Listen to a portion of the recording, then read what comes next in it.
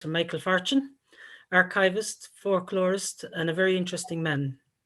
Um, I want to welcome each and every one of you, and I know there are people joining us again that has been following us for the last few months, and we're delighted. And there's no people following us tonight, and also to say hello to all our members, because this is the way over the last few months that we've been able to keep in touch.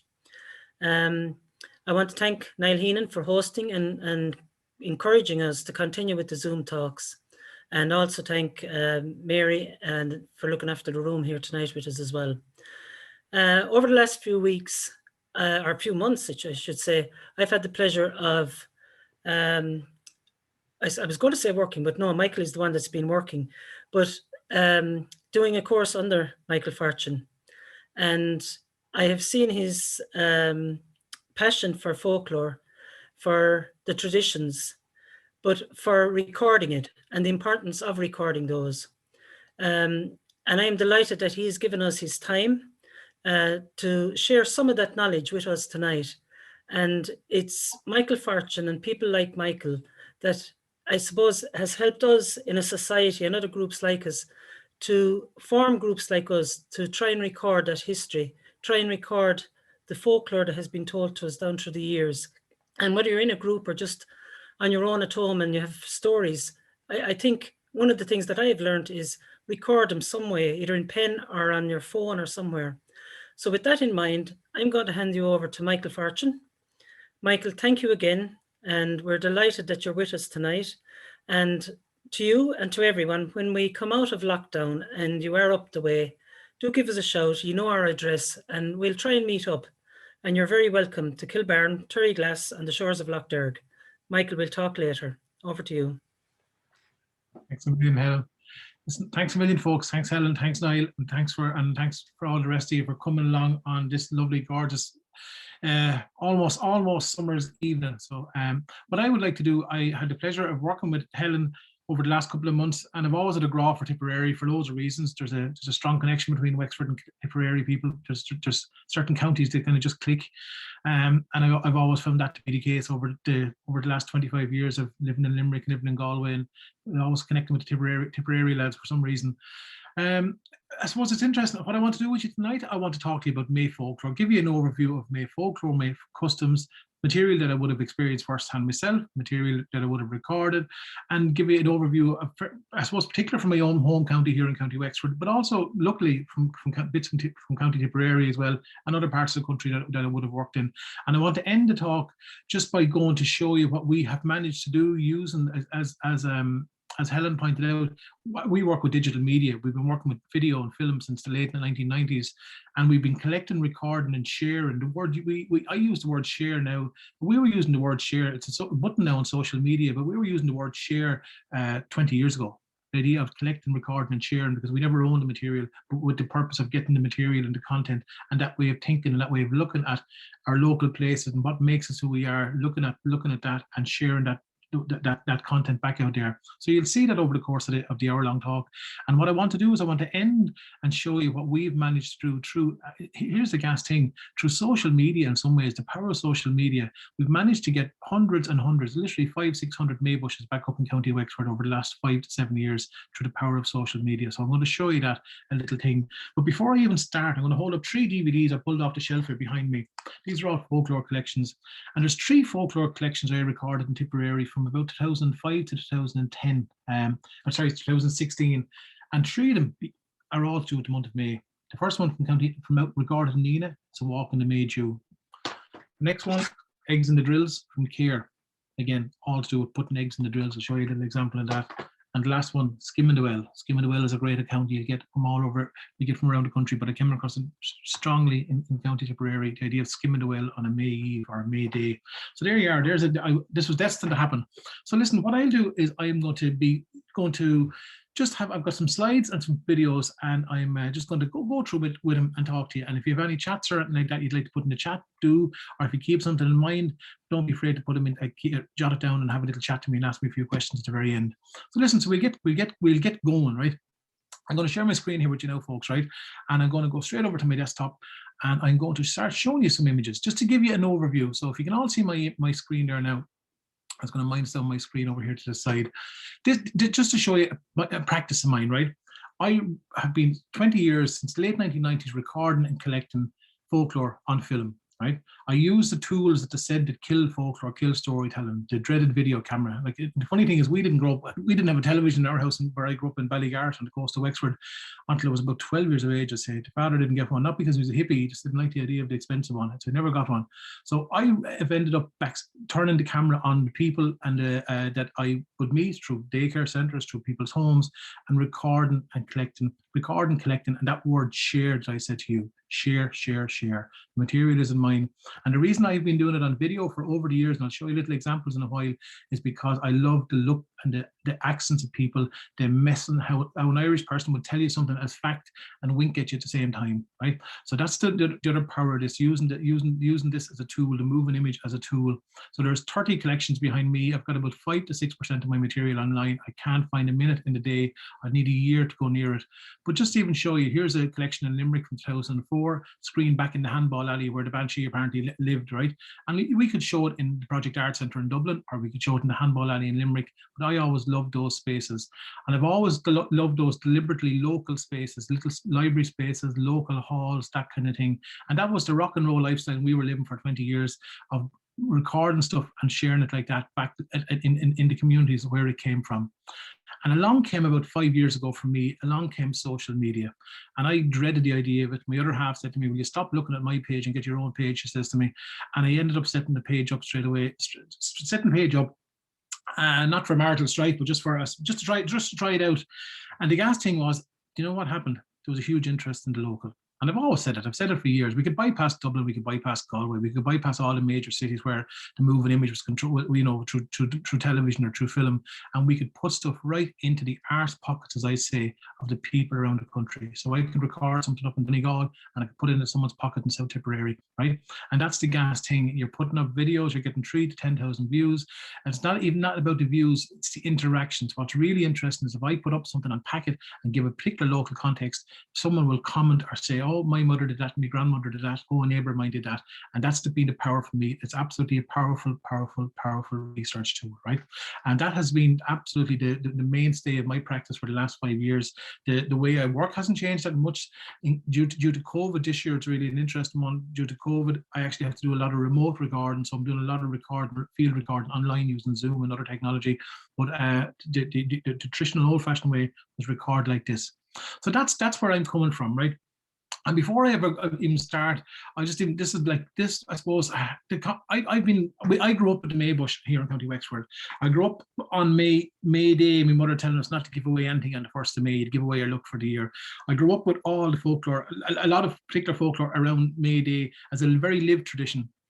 And for those of you who don't know, May is the start of the summer. It's the start of Bealtaine, and it's the 6 months exactly over again back to the other pivotal point where we go into the dark of the year. So we're going into the light of the year now, and then come the end of October, we're going into the dark of the year, into the winter. So 2 really important points in our year.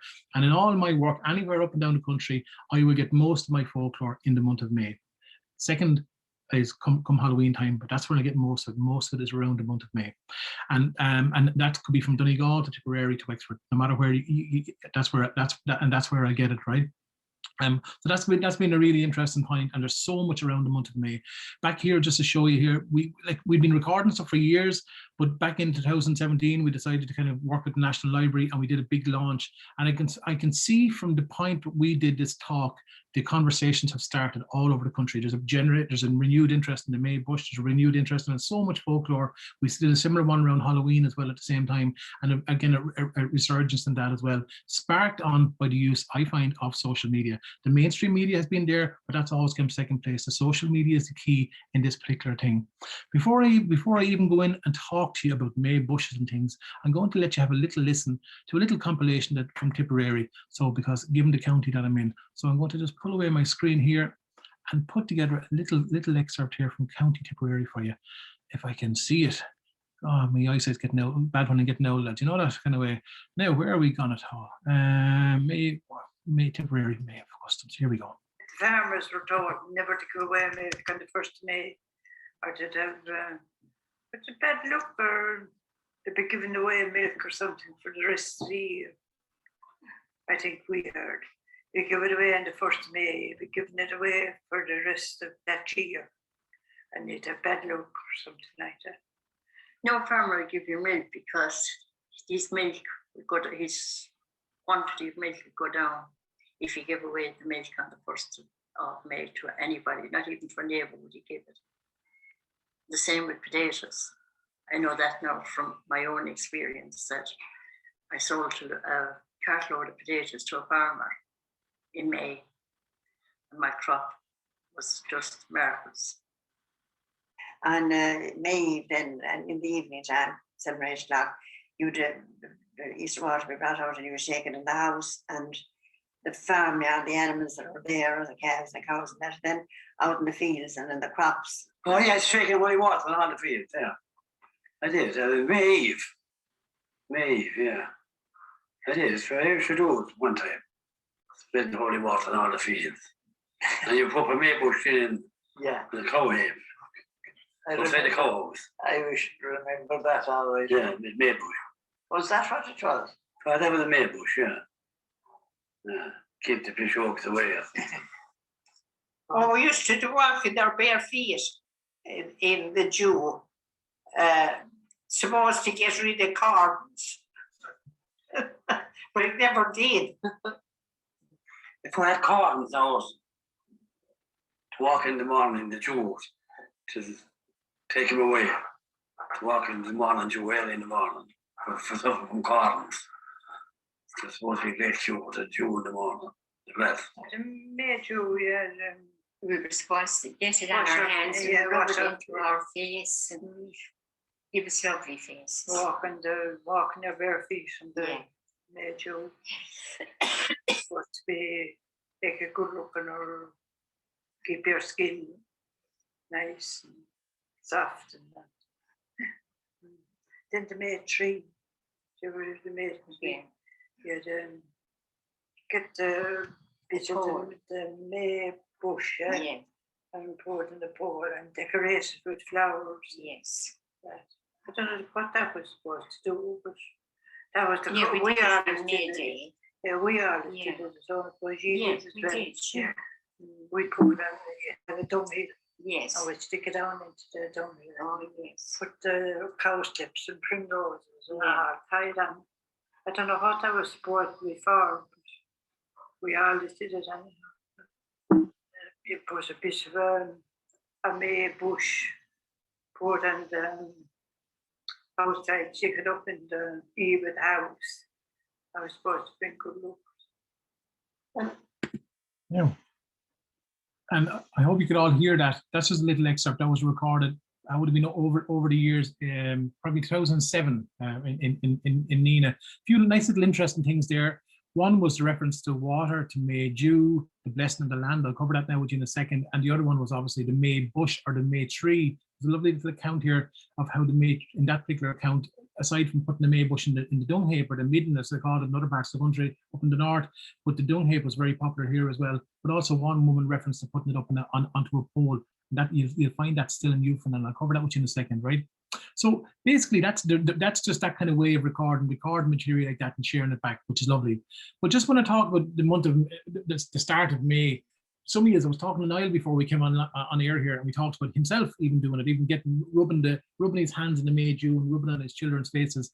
And I do the same with my own children here in Wexford, and that was done to us when we were growing up as well. Out in the morning and walking the May Dew, and as people would say, you'd collect the May Dew and wash your face with it.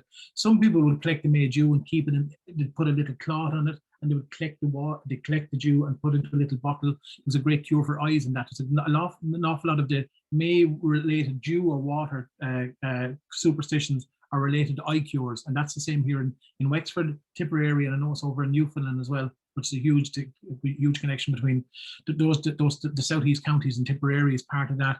So the May Dew is really, really important. Some people say because it's this thing that comes up and it's on the May morning, and just is gone. Then it's gone. My own grandmother, Granny was born in 1912, passed away. So her accounts were preschool folklore scheme. Her accounts would have been 1920, 21 as a child. She passed away at 103 at 103 in 2015. But she had a little verse. I won't show it to you, but her verse went, Wash them in water that never rained nor sprung, and dry them in a towel that was never woven nor spun. And basically that was to wash them in water that never rained nor sprung, which was the dew, and dry them in a towel that was never woven or spun, and that's the sun, dry them in the sun. So May dew has always been important, and water has always been important, washing your face in the May dew. What's really powerful for us as a practitioner is the fact that now we're using social media to get this material out there. And you're getting it straight, as I said, into the pockets of people. People remember doing it and stop doing it, are now doing it with their children. This is Martina Jordan Foy up in Tipperary showing it to me. An interesting one as well. I have a lovely recording of a woman from Wexford. I won't show it to you. And she passed away there. She's long gone. But I remember she telling me that they used to always collect the first rain in May. And that was collected for sore eyes, a cure for eyes. And when we were in Newfoundland, the biggest thing, the really common thing, again, the people in Newfoundland would have went over from Wexford, Waterford, South Kilkenny, South Tipperary, and Carlow, and maybe a bit of East Cork. And the community where I was over there for a month there before. I was over there in the past working as well. But where we were based in it would have been a predominantly Tipperary community, and they had it at the first snow. And the first snow that falls in the month of May was collected, and that was used for a cure for sore eyes as well. So it's incredible which moved over 3,500 kilometers across the sea west of us. Other lovely little things around the month of May. God, there's loads of stuff, like people would lock their dairy doors. God, no one would give you milk. That was one my mother always had. No one would give away anything on the 1st of May, because you give away your luck or you give away your profit for the year. That was a really, really important one. You give away nothing. The biggest fear of all was the fairies, and that's tied in with the Maybush. That's tied in with so much of the things. Now the fairies were out that night. Dairy doors were locked. There's no end to accounts of it. God, let me see what other things. The classic case was, and I have recordings of these. These are not written accounts, folks. I can play recordings of people who will tell me about seeing a hare out in the field sucking the milk from the cow. And that was a common one up and down all over the country, was that on a May morning, you'll go out to your field and you'll find a hare outside sucking the milk, the tits from the cow. And the classic story is the farmer will shoot the hare, shoot her in the hip. The hare will run into a house or a shed. Farmer or the men will go in after her, and when they knock on the door and make a rumble, out comes a woman bleeding from the hip. Right, that's a classic story. I recorded young traveller women in Dublin with that story only about 3 years ago. And they had a story almost identical with regards to the hare, and the hare turned into a woman. This hare taking this turn, and that's only, you're talking 2018, 2019. So other kind of things with regard to May is, God, let me see, there's loads. You're never supposed to marry in May. That was one thing as well. You're never supposed to get married in May. If you marry in May, you'll rue the day. That was a classic little verse. Little verses like this: a wet and windy May fills the haggers with corn and hay. Well, this is always a great one. It's a little bit dark, but March will search, April will try, and May will tell you whether you live or die. That's another common little verse. There are loads and loads. There's no end to May customs and folklore. Here's one thing that was very particular. Those women in Tipperary touched on it. We have a slight different version of it here in Wexford. We call it Tran water. And Tran water is found all over Wexford, and it was related to the friars. And I know in Tipperary, people would have got the water blessed on Holy Saturday. And you'd also get salt blessed on Holy Saturday, and you'd keep it up and you'd spread it into the fields, bless the land, or you'd bless the growing crops. The spuds would be barely up now at this stage, and you'd bless those with the hope that you'd have a good crop. Again, so much of this stuff is around protection, of coming in. We're coming into the growing season, and we're hoping that our oats will grow, we're hoping our barley will grow, we're hoping our spuds will grow, and that's what it's all about. Because by God, we needed that. If we didn't have that protection, we wouldn't have a crop, we wouldn't have food, and we've nothing for the following winter. And that's the bottom line. And that's not that long ago, that reliance on those food cycles were so important to us. But here's a man, now here's the gas thing. No one in Wexford can tell me exactly what a tran is. We call him a tran. It could be a mealworm, or it could be a little yellow worm. But there's a little insect that said they killed, that ate the crops. But the only way to get rid of it was to spread tran water. I'll let Ger Murphy, a neighbour of mine from down the road here, tell you all about it, right? And it's called tran water. And again, the reference to it was called Easter water in Tipperary. But I'll pull it back here now for you. Tran water there was friars from New Ross used to come to the local parish every year in the springtime of the year, and they'd travel around to the houses and they'd bless people that have water, and they'd bless it and make it, bless water for trans, for the land water, I suppose it was called, and they'd have another bottle of water then, and they'd have a place for stock water. And sure, farmers would use it then. Like there was one instance now my father used it on a field of barley that was after being attacked by worms or trans or whatever they were called at the time, but it was tran water, it used to be called anyway locally. And he just went in and walked casually across the field cornerways and went to the other corner and come back to the gate, and he spread it with a feather out of a bottle, like, and then just made the sign of the cross. And when he was coming out in the gate and closed the gate, and it worked out all right anyway. The barley was cut anyway when the harvest time came, and it was seemingly all right, but it didn't look very good at the time that he was spreading on it, like. But I was left up to himself, like he could have either tore it up or tried this, but sure, them old fellas had to believe anyway that had worked, and so it seemingly did work. You know, so that was basically it. I mean, every farmer, I suppose, in the locality had the same, like, you know, all people had the belief, like. And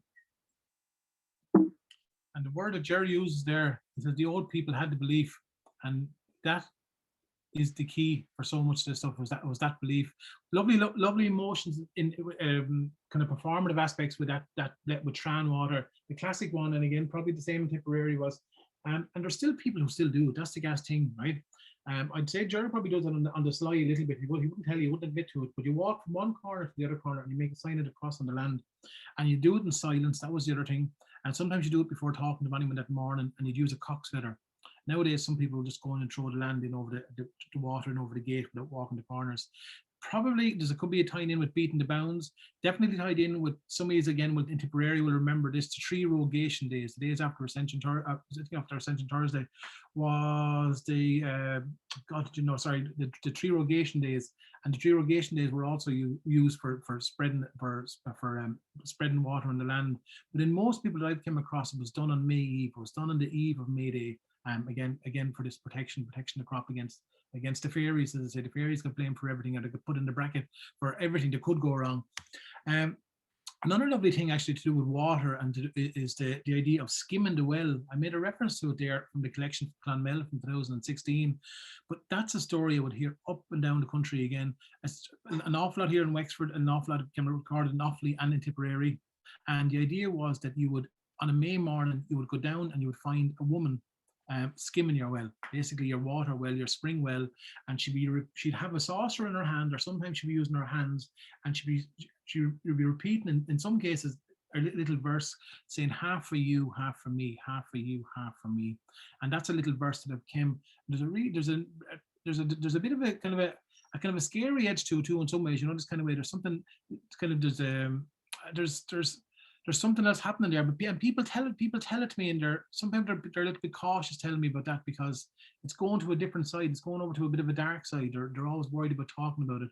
When I mention this kind of dark side or this other side in which that kind of the belief will take you, I'm going to play a clip of a man from Carlow, a man called Jim Dean. And Jim, I recorded him in 2016, May 2016, and he has a version of it, but it's slightly different. And he'll explain it really well, and it's about this idea again on a May morning.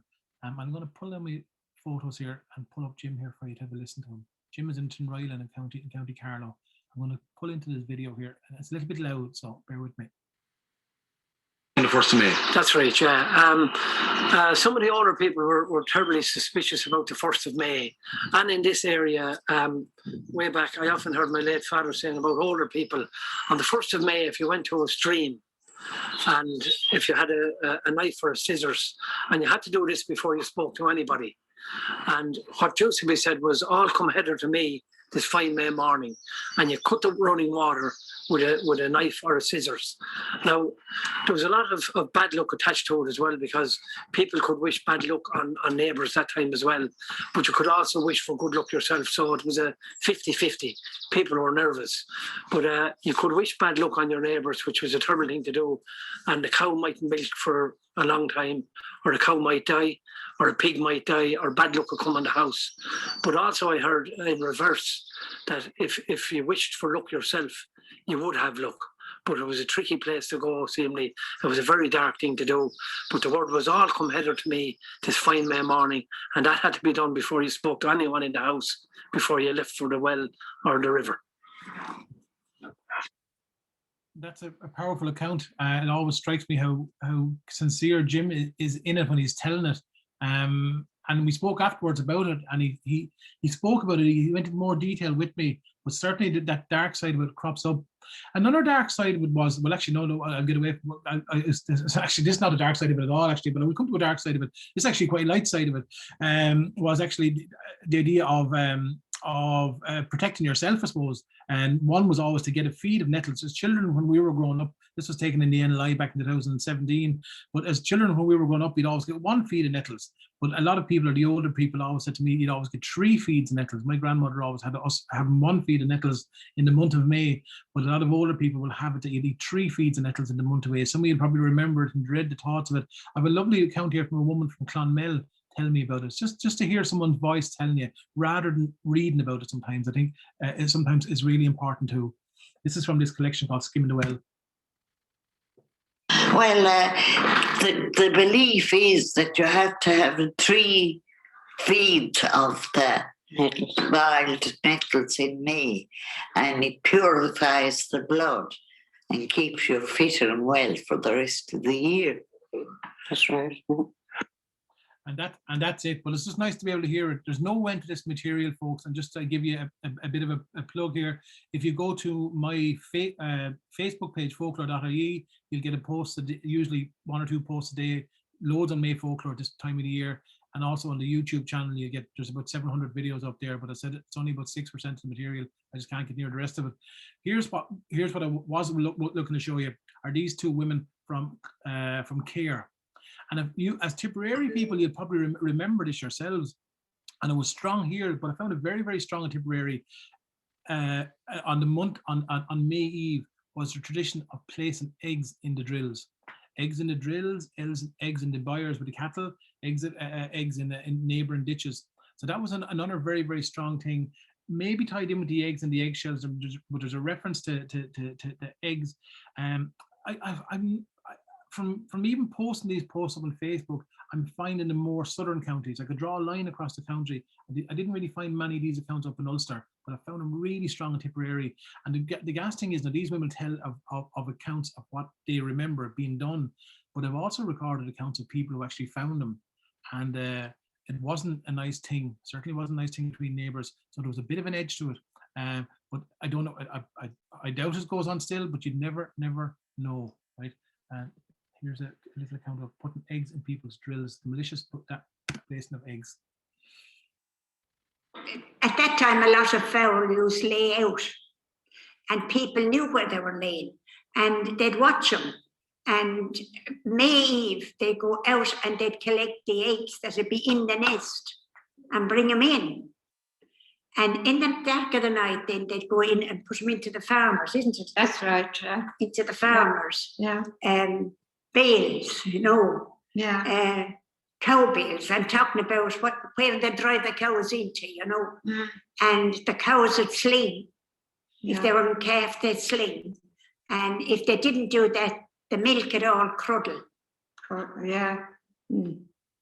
I heard that when May Day come, or May night, or whatever, they'd put the eggs down in the drill, and they covered it in a little more clay, and that was the cause of bad luck for whoever owned the place. I don't know. But sometimes if a person or the farmer's wife found the eggs in a boundary ditch that was between them and the next farm, they think that was a pretty old. Somebody put them there to wish them bad luck. And they think they're going to have some bad luck in their farm, somebody put they used to blame people for putting the eggs there, not the hens. So to blame people for putting them there, not the hens. One of the things which I loved about that clip was the woman who said the cows would sling. That great word, sling. The cows would sling. And he's know of it. They'd sling the calf. That mean the calf would sling. Just I can't even know the other normal description for it now. And the word cruddle. I love the way she says cruddle. The milk would cruddle if the eggs were found in it. That's a very contentious practice. But again, very strong tip, and also very strong here found in Wexford as well. Now, come here to me. Speaking of eggs, here's an egg in one of our hen houses at home here, right? And we keep hens here. We always had hens growing up. and we still have hens. But one of the things that actually it's relating to back to, I'm going to talk to you about the Maybush a little bit now, was the holly. My mother at home always kept holly. Well, she kept holly when she was younger, when they cooked in the open fire. They always kept the holly after Christmas, and they use it then to light the fire to make pancakes on Pancake Tuesday or Shrove Tuesday, and to use up all the eggs before Lent start, just before at the start of Lent, and then they wouldn't need eggs then over the course of Lent. Now, obviously, they're fancy, fancy crepe makers back then. They were all cooking on the open fire, which wasn't that long ago either, folks. We're only talking the 1950s here in Wexford before they got gas cookers and cooking on the open fire and going out in the fields and collecting bouillons or bochons, whatever you want to call them, dried cow dung or dried cow shite, as they call them, and use them on the fire to cook with that, which isn't that long ago in the scheme of things. But so far from crepe makers, my mother was reared. But one of the things that they did was they always use up all their eggs, use the Christmas holly to light the fire. Then they wouldn't eat eggs, and then come a Saturday, the Holy Saturday, they'd go gugging for eggs here in Wexford, and probably did the same in Tipperary. Maybe some of you did, where you'd go calling to your neighbours' houses. It was mostly the poorer families did it, call to the farmers' houses, or the ones from the villages or the towns would walk out to the farmers and they would go looking for eggs, gugging for eggs, dressed up looking for eggs. And then come Easter Sunday, you'd get your duck eggs or your hen eggs, and you'd eat as many as you possibly could, like children do now with chocolate eggs. But you would hang on to the eggshells and you'd paint them, and mostly girls did this here in Wexford. And you'd paint the eggshells and you'd use them for your Maybush, and then you'd burn your Maybush later on. But you'd keep your eggshells from Easter Sunday right up until May Eve, until this Friday night. I know neighbours here now that have got bags of eggshells. My own little ones have got bags of eggshells here that they're going to paint as well. Here's an interesting thing just to show you here in Wexford. So we've accounts of the May bush. There was a reference to the May bush or the May tree, the Tipperary things. Here's a reference to the May bush down where I grew up. This is from 1907. There's accounts back to that. So it was very strong. If you look at a lot of the older maps, you'll see Tipperary comes in you'll see Tipperary comes into this. You will see the May bough or the May bush very strong here in this part of Leinster. It was strong in Dublin as well, but not so much along the western coast. Little tiny pockets of here and there. You would have May flowers, and I'll show you that in a second. But the May bush tradition was strongest here. It's beginning to spread now, I suppose, with the advent of social media. I've noticed in the last 7 years it's going to parts of the country that never was in. Here's my favourite photograph from Maybush from Timon here in Wexford. Elsie Donnelly, she passed away, she was in her 90s. And what Elsie did was, which is lovely to see, was if anyone passing the road now would think someone emptied a bin on top of that now, to be fair, it's just a white thorn across from her house. And what she did all her life before she passed away was she'd collect the eggshells. But then what they would do is you'd collect the Easter wrapper, not a wrappers from your chocolate Easter eggs at Easter, you'd put them on it, you'd even put the boxes on it, and obviously you'd even put Christmas decorations on them. So there's loads of crossover with even the decorations that we use as well. Right, so that's one of the things which I love about the tradition here, is that this is completely real. Here's a lovely photograph by John Coffey from 1980 from South Laois, and again it's a Maybush, the Maybush garland with the eggshells decorated around it with a living white thorn again. Here's a neighbour of mine up the road. Some of you will remember this is Cathy Byrne. Every year she'd collect her hen eggs and duck eggs and keep them up and have them painted now for the Maybush up here in the village where we live here. So the tradition it carries on. And again, even with our own children, we would keep the little another wrapping from the tin foil from the Cadbury's eggs and stuff like that at Easter. So things live on in their own organic way rather than being prescribed. And here's what the eggshells would look like, children decorating their eggshells, putting little bits of flowers on them, stringing them together and marking the coming of summer. And that's the most important thing. These were taken up in the village here, up in our own village here. A lot of the May bushes up here in Wexford were always the public May bushes were put up at crossroads, like the one here, and then obviously in privately. One thing that's really interesting is, and I'll show you my own mother in a second with her May bush, was I laugh when we talk about the folk revival in Ireland. We talk about this great moment of enlightenment where we had music revived in the 1960s and the early 70s. And in saying that did happen in the urban centres, and you had bands like Clanksty, and you had loads of interest in that kind of area, folk music in particular, and that's thrived ever since. But in the same breath, so much of this kind of stuff, of our traditions took a nosedive in some counties. I know the Maybush took an absolute nosedive in Wexford in the late 60s, probably early 70s, and it retreated back into people's homes. And people kind of almost felt like they were a little bit backward if they said they'd still put up a Maybush. And that's a really interesting thing. It took a while now for people to come out and say, I still do a Maybush still. There's probably a few different reasons for it. One could be with development with education, joining the EU, and all the developments that came with that, and which have all been for the benefit of the country. But I think now we're beginning to realize, hang on, there's things there we threw out that we actually I'd like to pull them back. So we're in a very good position to be able to do that now, to be fair. And that's why I suppose that the success of the Maybush Festival here in Wexford is key to that. So if you were passing by the roads in Wexford, you'll see these things down. These are photographs that were taken by, I took some myself and more by a man called John Flynn, a postman down in southwest Wexford. And here are little Maybushes. You wouldn't know what to be if you didn't know what you were looking for. A little bit of Christmas decorations. Just to let you know as well, here we would use two predominant types of plant for it.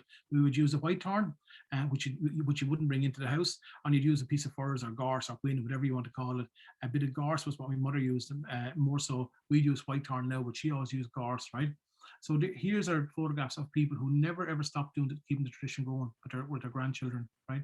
Interesting to see this one. I always like this photograph because it's reminiscent of an image from Newfoundland that I have here in a document I got there last year. And also it's interesting with this idea of putting the thing onto a little bit of a pole and up on a height. The height thing is always interesting as well. So there's a little, again, if you notice as well, all the little Easter wrappers on them as well, right? And that's what's really interesting here. Again, more May bushes. These are all furze bushes, right? Here's my mother, God be good to her, she's passed away now. Here she is in about 2007 or 8, putting up a May bush with my sister's children and them at home. Now, those balloons wouldn't last pissing time, as I say, lads, to be fair, but the idea was, it wasn't about that, it was about getting them up. One of the great things, I suppose, even ourselves, as you're getting older, we've got our own children as well. And the idea is back in 2010, when we had our first child, even putting up the Maybush back in the yard where Aileen's uncle lived and our father lived. And they were classic cases of the people who did it as children, and then it just dropped probably in the 60s and they forgot all about it. And now it's back. It skipped a beat or skipped a couple of beats, but it's back again. So that's lovely to see. And it's even lovely to see the chance of doing something in your town's land, and then someone else coming up to you and say, geez, I haven't seen a Maybush in years. I must do one with the grandchildren, and they do it again, right? And this is not some big top. This is not coming from some big top organization or a big kind of, it's coming, there's a real ground up aspect to it, which is making this work for us, right? So this is what we do now. We put up the Maybush every single year. And as you know yourselves, as the women said to you there, and I said to you before, the Maybush, even though now it's a little bit kind of hippy dippy, some people are in the new agers, people are into all of it and into the look of it, which is lovely too. But a lot of the older people would always tell you, oh, you put it up to keep the piss rolls away, keep the fairies away, keep bad luck away, right? But then again, you don't need a child who's decorating, doesn't need to know that either, you know, that kind of way. So sometimes we don't need to know the origins of everything. It's interesting as well, I find here in Wexford, we find all our new communities. This is a woman originally from Slovenia. She puts up a May tree or a May bush. Now, as she's calling it, but they put up a version of it in Slovenia. And I remember when I met her first, she lives in New Ross, and she says to me, so why are you doing something belonging to us? Why are you copying what we did? And then you have to kind of spell out, hang on, oh, we did that, and we did that. And you kind of have those conversations and you realize there's a bigger picture. Here's a Polish man again in Adamstown, puts up a May tree, and he uses little kinder toys, those little egg things for them, right? And again, we'd encourage that kind of stuff as part of the festival we do, because it's, you know, you can reuse those again. You don't have to you can keep them up and put them up again extra if you want to. So there's the lovely little takes on it. A few interesting things. This is from the Department of Folklore. And this is I think I could have been Kevin Danaher's photograph, but it was taken in Wexford. I think it was taken in Timon. But what's lovely is that the people are holding up. So you have the very standard, the classic tradition of putting up the May little slip over a door, up in the height, up in the dung heap. Also a May bush at a crossroads where it was communal. That was really important, the communal crossroads where you had a big social event, a big social event. That's what we do up in the village here. But also this parade aspect, and you'll find this in Dublin, you'll find it in New Ross, you'll find it again, if you went looking into Tipperary, you'd probably find it, was the kind of parade aspect of the Maybush, where people would actually go out looking for a penny for the Maybush, a penny for the Maybush. That was done with a lot of the people down in New Ross, and recorded a lot of people in New Ross, and I know it's probably people will remember doing it in Dublin as well, of the idea of looking for alms, looking for money, looking for sweets. There's a lovely recording here of two women, Wexford women, but they were moved to Dublin. There were two traveller women. This poor creator passed away only about 4 months ago, and I was only talking to Nan yesterday up in Dublin. I'm going to let you listen to them. They recall an account of a Maybush procession and ringing in May Day in the Balloch here in mid Wexford, probably from the late 1950s. So I'm going to try to find it for you now. It's just a gorgeous account, especially since The woman has long since left us. That's well, yeah. But Mammy said on the first of May, no one would give you a drop of milk. You wouldn't give you give away your look on the 1st of May. Did you use it that with your Yeah, we had that in our family as well. no one would give you anything. Yeah, and used to be midnight mass. The first day of May was called May Day. And Mum used to do a bush with little different colour rags over it and ribbons and so that was called a May bush. But I remember there used to be a midnight mass that time in the Ballach. And they'd be outside at the chapel selling little medals and little scarflers and all these things. It was only on the 1st of May, the first day of May, that they come. The people were selling the dogs. And I remember Father steps at the Ballach, we were communion in the Ballach. But we'd walk about, say 2 miles, would be ready to get that mass that night. We wouldn't go home maybe till 12:30, 1 o'clock. But that happened on May Day because everyone was out with the May bush. Yeah. And hold the hand in the May bush up. And they're going around the whole place with the May bush. What would they do? Tell me. They hold the May bush up and shout May Day, you know, May Day, May Day, May Day. And some people give you money. And some people give you bread and jam. It was great to get bread and jam years ago. You're a well-to-do person if you're bread and jam. So that's what we used to give some of the children. Like. Lovely. The children would Mommy would make the May bush for the night before. And we'd be all kidding over.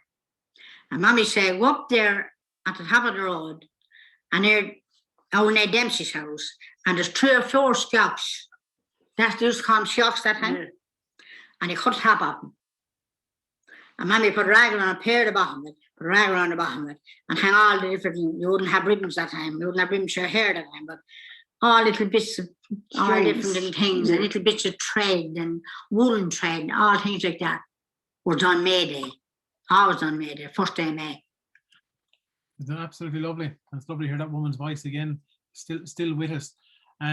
So that's another lovely thing to get that account of walking the parade and mass. That's one thing we should never lose sight of as well, is that I don't want to get to the bottom or figure out where and the origins where all this started from, but I you know there's loads of crossover with May Bush and the May Altar. I'll show you little examples in a while. Just when I'm looking here, other parts of the country, not to rule other parts of the country out, here are photographs from Michael Gannon. He sent me, sorry, this is actually a photograph from William Green, actually it's colorized with William Green from the National, the NMNI up in the north, and here it is, someone sticking it appears to be a piece of gorse over the door. Some people put pieces of mountain ash, and more people was talking to someone in Kerry the other night who said they put sycamore, they brought a piece of sycamore into the house on May Eve. So it depended on different versions of it and even in different areas. But here's Michael Gannon's photographs. And if you looked at those maps, you'll see these little May flowers. And this idea again in Mayo is the idea of the sprinkling of flowers on the thresholds. Again, the thresholds of the home to keep for luck. Some people in Mayo will tell me that they will use, there's cowslips there, that they will use yellow flowers, yellow to stop. They said the fairies were afraid of yellow, so would use yellow. Even some people in Mayo I would know would call primroses May flowers, that call primroses May flowers. So you'll see yellow there. So these are it's gorgeous. Michael documented those a couple of years ago, and it goes on. I can't remember. I don't know whether it's Castlebar, the town is, but it's done in County Mayo. What's really interesting is these things knock me sometimes. If you see one little tiny dot there, it's around North Wexford, South Wicklow, and it's around Coolgraney, and they still do it. And of all the places you look here where these flower tradition is only up around the country, it's done there, and it's gas. I'd be really surprised. It's a very accurate map. I think it's again, it's from the folklore department in UCD.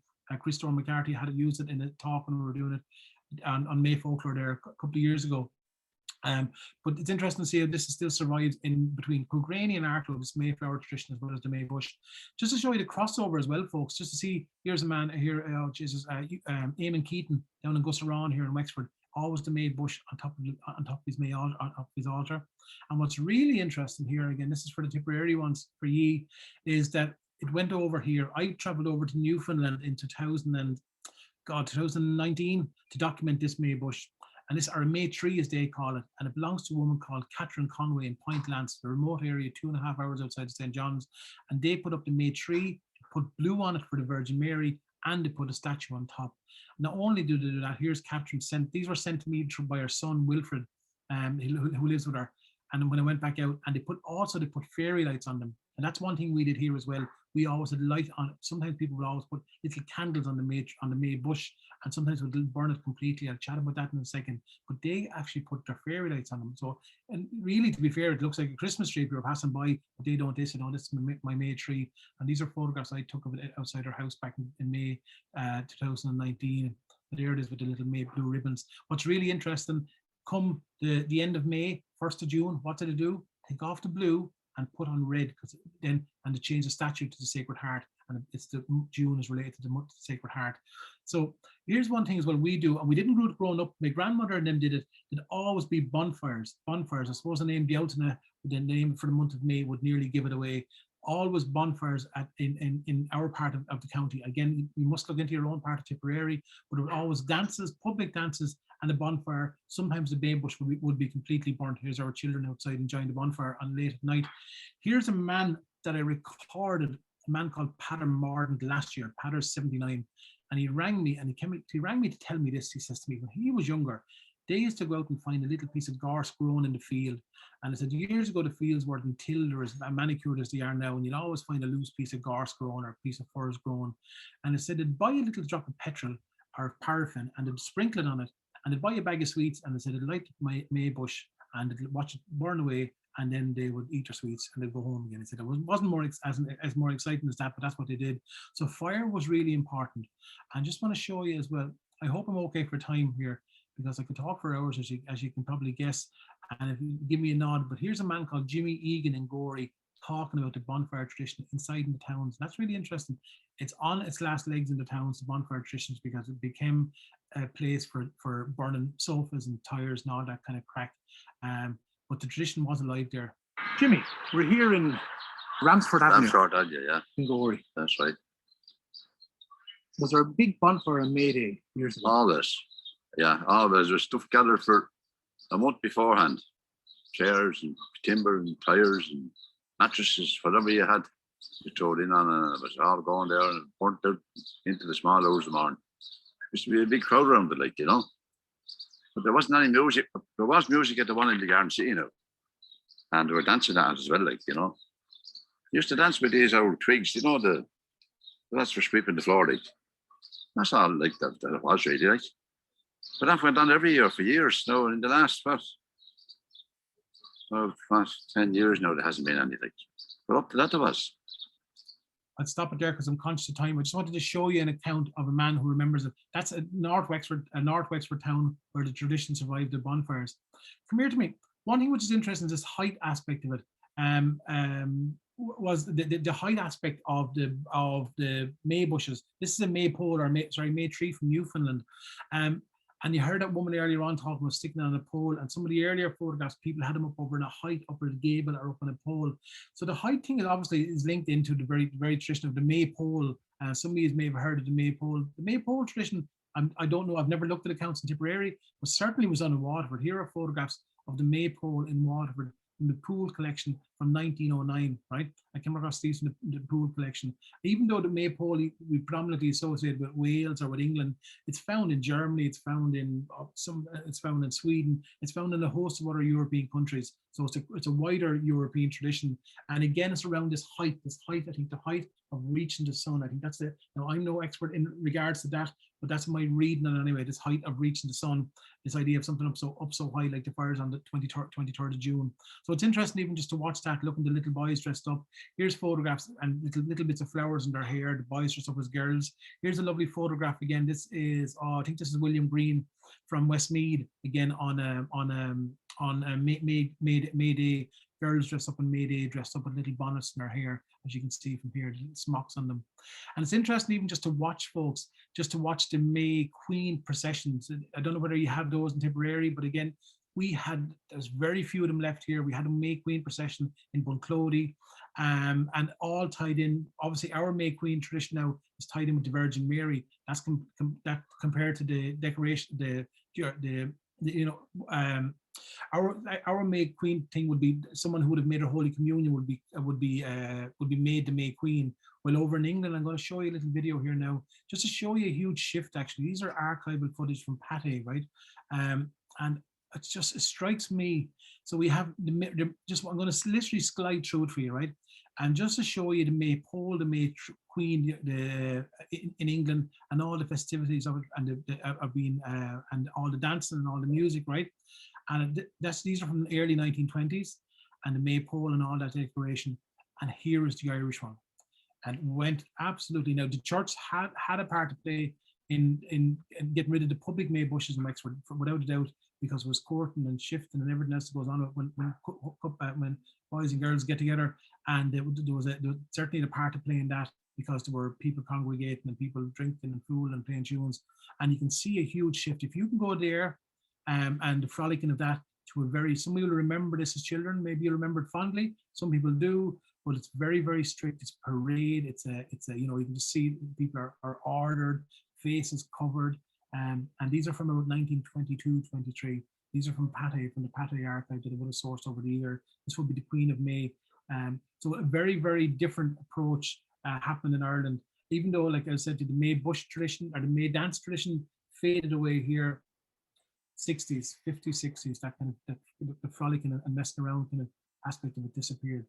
So I hope you're with me still for another 10 minutes, but still these things exist side by side. Here's a May bush up near the village near me in Kilmichael, and you'll have the May altar on the bottom and you'll have the May bush on top, right? But there's no right and wrong, but they exist side by side. That's just, I'm sure, just a visual, a different manifestation to mark the importance of the month of May, right? But give me the May bush any day personally myself. But here's a photograph I would have took of a May altar in someone's house back in 2005 here in Wexford. It's lovely. You know, these layers exist side by side. I live with all of them, you know. But I love this because you have the Simpsons over on one side and you have, and Our Lady up on another. One thing just to point out to you regards to height. Anyone who remembered putting up a May bush, you'd always put on your little seasonal flowers. You brought your seasonal flowers in, but you also had Mary up on a height. Again, back to the May bush up on the height, back to the Maypole. Again, this height aspect, right? Here's a little May altar, belonged to my grandmother, actually. It was made for her, and I have it now. And it's lovely, the little May altar that she would have used. And even as objects, they're lovely. We'll see these propping up. But when it was in Newfoundland, again, interesting, Granny's one was always kept on the top of the stairs, the landing on the top of the stairs, the highest part of the house, again, at a point where you were, I suppose, offering protection going into the bedrooms, but at the highest part of the house. And when I was in Newfoundland, where did I find all the May altars? Tops of the stairs, always the tops of the stairs, top of the stairs here and top of the stairs here. Again, this height aspect to it again. Here's another May altar from Newfoundland again. This is just in someone's home. And here's someone sent me a May altar that I made last year. But anyway, another thing, and hopefully I'll try and finish up with you soon, is that the May Queen procession. Here's a rare photograph, actually. This is from North Wexford from about 1954. And this is the May Queen on the back of the trailer being paraded with a May bush and ribbons and someone playing music for her. And the girls would have, who became the May Queens, usually would have done it in their communion dresses. They would have been the class that would have made their communion. So that's a lovely photograph to see. And here's another photograph that turned up. Again, this is the power of social media and what's in people's, not what's in state archives, what's in people's biscuit tins and boxes in their houses at home. These are photographs sent to me were taken in 1990 by Maura Comerford in Gorey, and little photographs of children in Gorey actually electing their own little May Queen in 1990 in a housing estate in Gorey in North Wexford, which is lovely to see. Again, this is not done for someone like me. This is just a family snap or a group snap, but it's absolutely precious, right, to find something like that, right? Now, if I can spend the last 5 minutes with you and just talk to you about something, and just to plant a little seed with you. You can, as I said to you, when I was starting turning on a video camera 20 years ago to record people, I wasn't recording people to put their stories in an archive and only for a few people, you know, a few people to go into research and to write about and talk about. I was recording material so it would give it legs and give it currency within the communities where I recorded it. And the idea that you'd have an active part to play in it. Now, I don't know whether that goes against the rules of the standard. If I would have studied folklore, maybe I wouldn't be doing that. I come through a different area to folklore than and many other people would work with folklore. I came through a visual art background, but even though it was a visual art film background, that connection to people and place and story was always there. I have a great belief in a great saying. I say, if you don't write your own history, someone else is going to do it for you, and they'll usually make bags of it, right? And I've seen that happen over the years. I've seen people writing papers about this, that, and the other, and forgetting to remove the, just I've seen it. All I can do say to you is I've seen it, and so that's what would drive you sometimes, right? It would drive you to do something. But one of the things that drove me to set up the Maybush Festival was the idea. We were doing it ourselves, putting up the Maybush, and we said we start to ask people on social media in Wexford, put up your Maybush, right, and send me a photograph. So within years, the last 5 years, people start sending us photographs of their Maybushes. People taking photographs, postman here taking photographs of where Maybushes are around the county. And we'd start to put up them on here in our own village where we live, where Aileen is from here. And here are all the people turning up, put it up. Now we'll be doing one this year, but we won't be doing it like this. It'll be completely people decorating at their own time, coming and going at their own time, obviously due to COVID, right?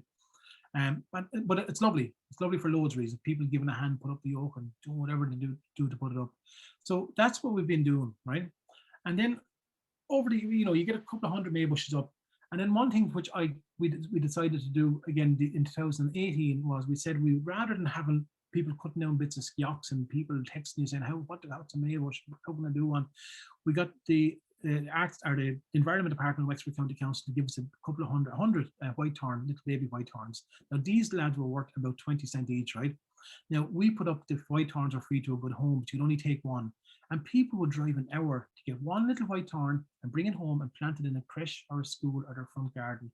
And by us doing that, that guaranteed in 2017 or 18, I can't remember the year, that it guaranteed that the Maybush tradition was actually planted back in County Wexford, right? So this is what we did.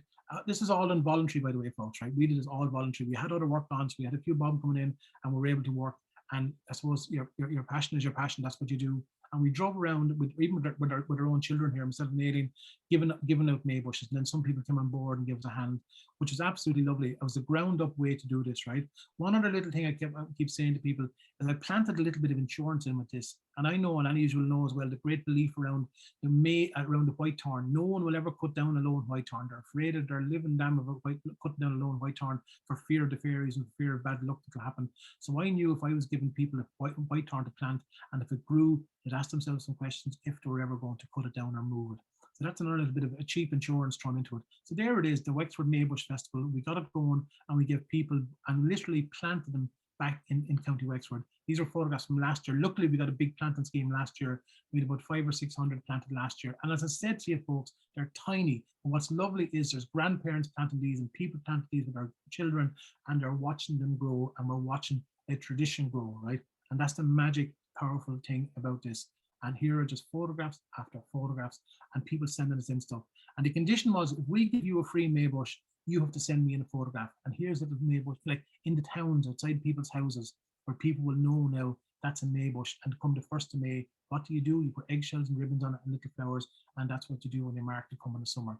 And these are photographs. We're very lucky as well in Saudi, the local radio station and the local paper have always supported us in any kind of help we'd all giving us a spell on the radio and pushing stuff. And local paper is great as well, because if people send in nice photographs of their kids outside their Maybushes, we'll do a big full page spread 2 or 3 weeks into the month of May, and everyone will be happy. Papers are happy. And mammies and daddies are happy all over Wexford. What's powerful as well is the reach back to Newfoundland.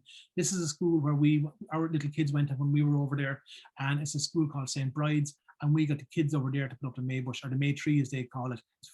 It's funny, it took the ones from Wexford to come over to them to remind them what they did, and they embraced it because it's in them still. They're as Irish as we are.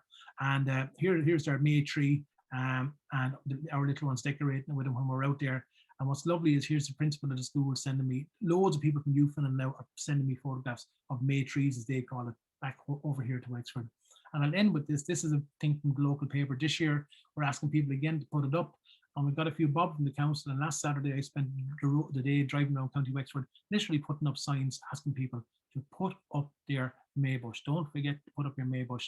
And what's lovely is we have a page called the Wexford Maybush Festival, and it comes alive in April, and then it comes alive for the month of May. People send in hundreds of photographs, and then it dips down and goes asleep for June and back up again. And that's the end of my presentation for you folks, and I hope you enjoyed it. And I'll stop talking. Fair play to you, Michael. I don't think you took a breath in the whole hour. A little bit over the hour now, to be honest. Fair play to you. No, it was excellent, Michael. And there are a few comments coming in, and I reckon if people want to comment, you can unmute yourself, but take your time coming in. you were asking what the Tron water was, and I think if Francis O'Driscoll is there, you have written what it actually is. Francis, if you want to come in. Yeah, it's from a collection of words that I published in the Tipperary Historical Journal, and it's whatever number of pages it was of words that I collected from one person, and he had that word, yeah, Tron. The Tron is an earthworm, and then I have it's much along the same lines as Michael was outlining there, the link to the monks. They seem to be going to the monks for the Tron water. He didn't say anything about monks coming around. That is attested in a whole variety of dictionaries, Irish dictionaries, the Waldron, Deneen, and so on. And it also seems to have the name or the meaning of small louse and neat, that type of thing. And there were other forms of the word Thuron, Tura for the N, and Suron, Siora for the N, and Suron, Sora for the N. So it was a widely attested word in Ring Irish, but it was Trigadon, and it was what I came across for there, but maybe the other was there as well, I don't know. So just in case anyone was interested, and there are lots of other words in that collection as well. Excellent. Thanks a million, Frank. Thanks for that. Thanks, Michael. Yep. And thanks for the talk. No problem at all. I think we have Kathy there from Antrim as well. You were saying that you have a practice there as well in Antrim with regards to the cures for the eyes as well. I think it was, Kathy. If you're there. No, maybe. But those cures seem to be right around the country, Michael. The cures for blessing the eyes, because we have it here in Terryglass as well. The eye well, we go 3 Saturdays in May, and it goes right back to times. I think the Danes were came to Tipperary. It was a Danish chieftain, I think, was the cause of it. But yeah, and we still that's still practiced by a number of people. That you bless the eyes for 3 Saturdays in May at the eye well in Terryglass. Oh, that's really interesting. Yeah. It's interesting. I always found it really interesting about that woman talking about collecting the rain in Wexford, and then straight away over in Newfoundland they were collecting the snow. I just thought it was a lovely difference, you know, the same but different. For those who are interested, because there is a Tipperary connection, that I've a small part of the Newfoundland collection up on my YouTube page. If you type in Michael Fortune, the Newfoundland collection, you will get material there, folklore, customs, words, sayings, and some songs. But again, as I said, the community we were from, definitely South Tip accent all the way through. Yeah. All Nashes and Englishes in McGrath, that's what they were. You couldn't store for Nashes or English in McGrath. Excellent. Is there anyone else there that would like to come in and comment? I know there's some comments coming up there that I think Katrina Gleeson, you were saying your father still goes around, or your husband still goes around and blesses the Easter water, or blesses the fields with the Easter water in May Eve. Lovely. That's gorgeous to hear that. Yeah, it is. There's something special about that still, even to be able to do that. Helen, could I just say something? I forgot to say that word is attested to in Scottish Gaelic, in Isla Gaelic, and it's Turnoch, Turranach, a small white worm which eats the roots of the oats in spring. So it's not just an Irish tradition. It was in Isla in the Inner Hebrides as well. That's good. Fantastic, Frank. That's brilliant to hear that. I've only recorded a woman in South Kilkenny who had she had a different pronunciation than we had. But it's lovely to hear that. Yeah. I know that there was a tradition by some of the people in Terryglass, and up to a few years ago, one man still would go to Clonmacnoise every year, and they'd bring back a little bag of clay. It's a wonder that Clonmacnoise is still there, but they'd go every year and they'd bring back a little bit of clay, and they'd spread it in the 4 corners of the fields, and that was to kill the leather jacket. Now it was done in May again, and the leather jacket, of course, that would eat the crops or And I suppose that's where you get the daddy long legs, as we know them, that big long spider later on in the summer. But they would go to Clonmacnoise to bring back that clay, and they'd cycle there. They said they often cycle to it, which is quite a distance from here. Like, that's interesting now, because that's what some of the people would call a tran in Wexford, the leather jacket. That's what they'd say a tran was. To give you a different description what a tran was, some was a little yellow warm, more was a leather jacket. That's what I've heard people call the trans leather jackets. all right. And the corners are interesting. You'd get that with salt as well. Even people would sprinkle the salt in the four corners of the house as well, or even on St. Martin's Eve, sprinkling the blood of the cock on the around the four corners as well. Yeah, Mary Condren has just asked there, Michael, are there any traditions in Ireland as there are in Scotland regarding the demise of the Colic, is it, at Bealtaine, and the arrival of the Inon Beoy? Yeah, I know very little about the Colic, in a sense that I know that we'd have Colics in Wexford, which would be, I suppose I'll give you a long-winded answer. The only Colics we would know here would be from Colic and Night. We'd have a Colic and Night, which were men in straw, and a Colic was a plaited rope. It was a rope that the men would use for making straw ropes. But then the Colic was also the last sheaf in the field that was cut down and kept up over the winter, and sometimes fed to the stock then in come the springtime. That's the reference to Colic that I would know. I know that up in County Down, I saw a photograph of people cutting the Colic still. I don't know whether they feed it to the animals or get rid of it. I think from what I can see, they keep it in the house still, as far as I know. For those who don't know, the Colic was a little plaited sheaf of oats, or a little whatever, maybe wheat or barley now that people would have. They would be kept and plaited and brought in. I hope that's of any use to you, Mary, but I suppose the Colic or the winter would be gone now. Yeah. It would be going. The summer is here. Yeah. James Heenan there, do you want to come in with that there yourself, James? Yeah, I'm just unmuted there. Yeah, just came across a local story. I was sort of handed down. I wasn't in the folklore commission, but basically about I suppose an old woman that came to the river in Lura and actually with a bucket and started skimming the water, repeating all to me, none to ye. So the local parish priest was sent for. Now this seemingly would have happened back in the early 80s and that like. So I was just wondering, have you ever, seeing from a reliable source, but I wonder, have you ever come across such stories like that? Or yeah, absolutely. I made a reference to it earlier on. I have a lovely man from Nina talking about it to me. His version was half for you, half for me. The version of Wexford was half for you, half for me. And was this woman or this witch?